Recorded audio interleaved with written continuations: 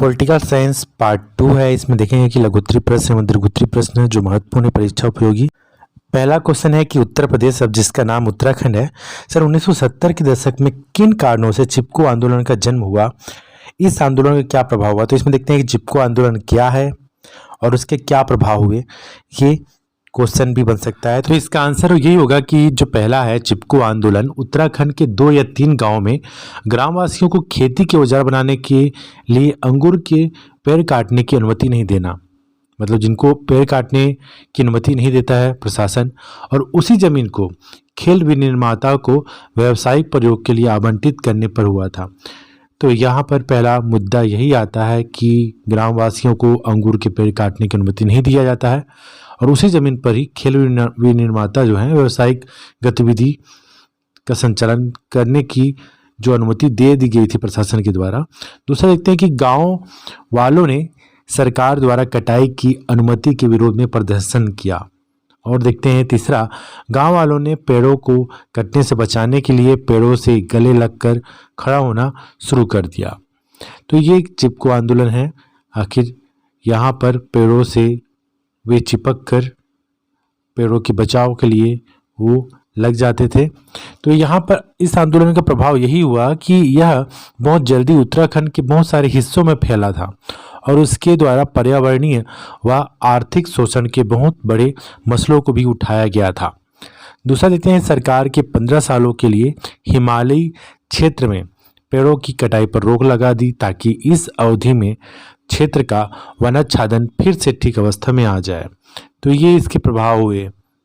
9/11 की घटना क्या है, इस घटना का वर्णन कीजिए, क्वेश्चन है। तो इसका आंसर होगा 9/11 और आतंकवाद के विरुद्ध विश्वव्यापी जो युद्ध था वह 11 सितंबर सन 2001 को विभिन्न अरब देशों के 19 अपहरणकर्ताओं ने 4 अमेरिका व्यावसायिक विमानों पर कब्जा कर लिया था। इन विमानों को अमेरिका के महत्वपूर्ण स्थानों तक ले गया है।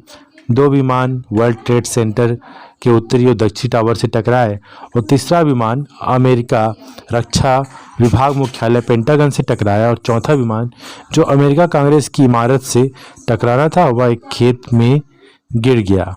इस हमले को ही 9/11 कहा जाता है। इस हमले में 3000 व्यक्ति मारे गए। यह अमेरिका पर हमले का पहला दिल दहलाने वाला अनुभव था। इस घटना के तुरंत बाद ही पूर्व राष्ट्रपति SW बुश के जो पुत्र हैं राष्ट्रपति जॉर्ज W बुश ने आतंकवाद के विरुद्ध विश्वव्यापी युद्ध के रूप में ऑपरेशन एंड्यूरिंग फ्रीडम अभियान चला दिया। इस अभियान का निशाना अल-कायदा और तालिबान शासन थे। तालिबान शासन के पांव जल्दी ही उखड़ गए, परंतु तालिबान और अल-कायदा के अवशेष अभी भी सक्रिय हैं। 9/11 की घटना के बाद अमेरिका सेना ने पूरे विश्व में गिरफ्तारियां की। अक्सर गिरफ्तार लोगों के बारे में उनकी सरकार को जानकारी नहीं दी गई। गिरफ्तार लोगों को अलग अलग देशों में भेजा गया और उन्हें खुफिया जेलखानों में बंदी बनाकर रखा गया।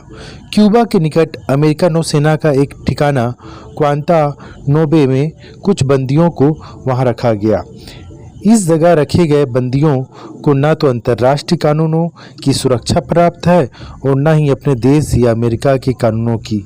संयुक्त राष्ट्र संघ के प्रतिनिधियों तक भी इन बंदियों से मिलने की अनुमति नहीं दी गई।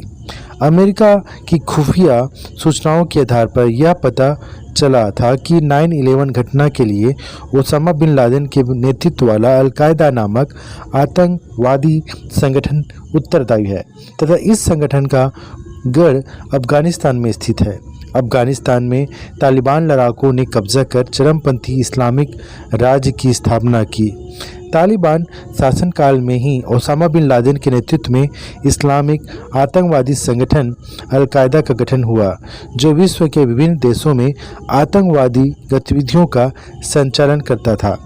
9/11 घटना के प्रति उत्तर में अमेरिका के नेतृत्व में नाटो की सेना ने अक्टूबर सन 2001 में अफगानिस्तान में सैनिक कार्रवाई आरंभ की, जिसमें अल-कायदा के सैनिक ठिकानों को निशाना बनाया गया।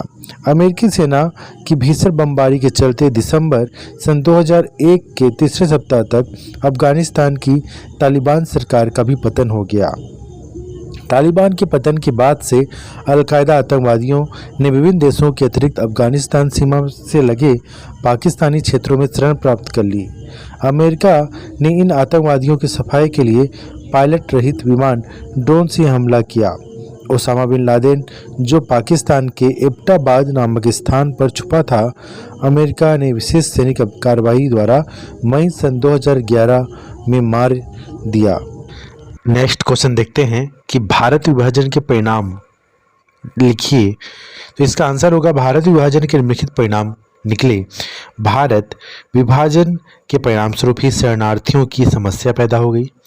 दूसरा देखते हैं कि भारत की विभाजन की प्रक्रिया की दूसरी समस्या कश्मीर की समस्या, भारत के विभाजन स्वरूप ही कश्मीर की समस्या पैदा हुई। तीसरा देखते हैं कि भारत के विभाजन के परिणाम स्वरूप जो एक अन्य समस्या पैदा हुई वह थी देशी रियासतों का स्वतंत्र भारत में विलय करना। चौथा है भारत के विभाजन के कारण राज्यों के पुनर्गठन की समस्या भी पैदा हुई। और पांचवा देखते हैं कि भारत विभाजन के कारण जगह जगह पर सांप्रदायिक दंगे हुए।